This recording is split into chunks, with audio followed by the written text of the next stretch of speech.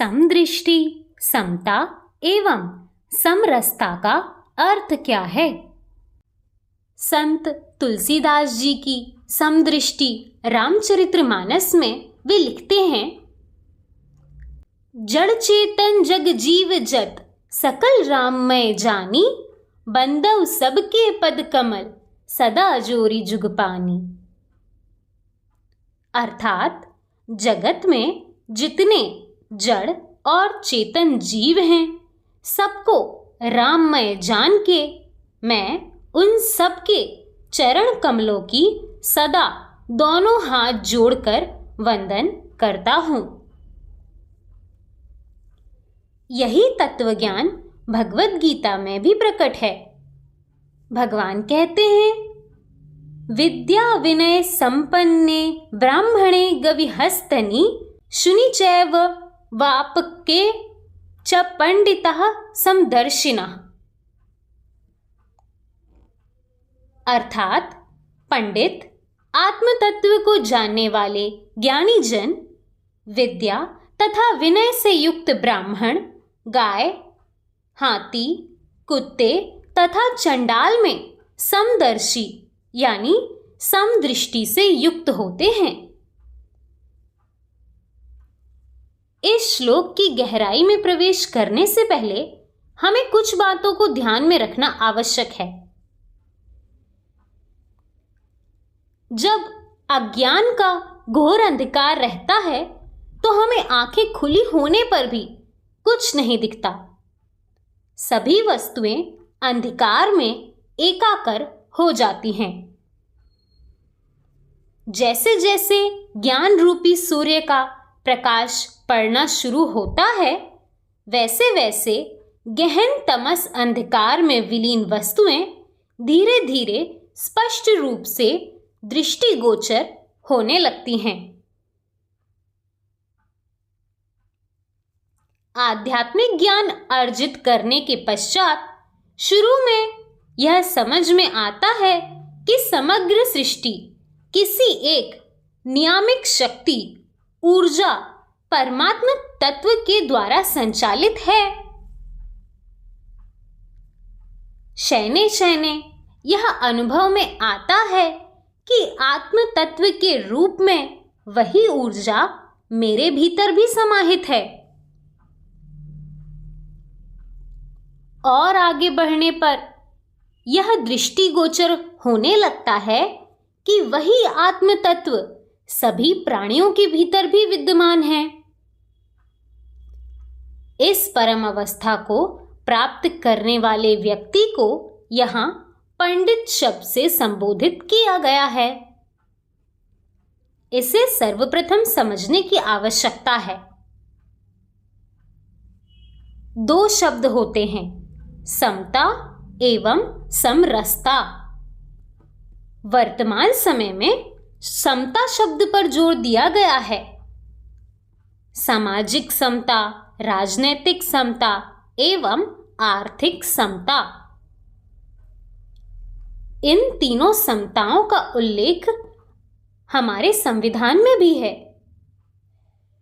तीनों प्रकार की समता बाहरी जगत से जुड़ी हुई हैं। समता यानी बाहर से समान दिखना। हमारी संस्कृति में समता से अधिक समरसता, आंतरिक समता पर जोर दिया गया है। इसका सबसे सुंदर उदाहरण है हमारा अपना शरीर। इसके अंग अलग अलग आकार के हैं तथा इनका अलग अलग कार्य है, तथापि सभी एक दूसरे के साथ अंगांगी भाव से जुड़े हुए हैं, अर्थात आपस में समरस हैं। जैसे जब पांव में कांटा चुभता है तो हाथ तुरंत उस कांटे को निकालने के लिए पहुंच जाता है, एवं दर्द होने पर आंख से आंसू निकल पड़ते हैं। सभी अंग अलग अलग हैं, लेकिन आपस में सभी एकात्म हैं, यानी समरस हैं। समरसता यानी आध्यात्मिक समता। इसी के बारे में भगवान कह रहे हैं। यहाँ भगवान ने निर्जीव पदार्थों का उल्लेख नहीं किया, केवल सजीव प्राणियों का ही वर्णन किया है। तत्वज्ञानी पुरुष यानी पंडित की दृष्टि में सच्चिदानंद घन परमात्मा के अतिरिक्त कुछ अन्य की सत्ता होती ही नहीं है। वह तो जीव मात्र में परब्रह्म परमात्मा का ही दर्शन करता है। सभी प्राणियों में समता का दर्शन करना ही पांडित्य कहलाता है। वैसे व्यक्ति विद्या एवं विनय आदि गुणों से संपन्न ब्राह्मण गाय, हाथी, कुत्ता तथा कुत्ते का मांस पकाकर खाने वाला निकृष्ट चंडाल, सभी में वह समान रूप से ब्रह्म दर्शन करता है। जैसे हम स्वर्ण के विभिन्न आभूषण जैसे मांग टीका, नथनी, बाली, हार, कंगन आदि में अलग अलग देखते हैं, लेकिन स्वर्णकार को केवल स्वर्ण तत्व ही दिखता है।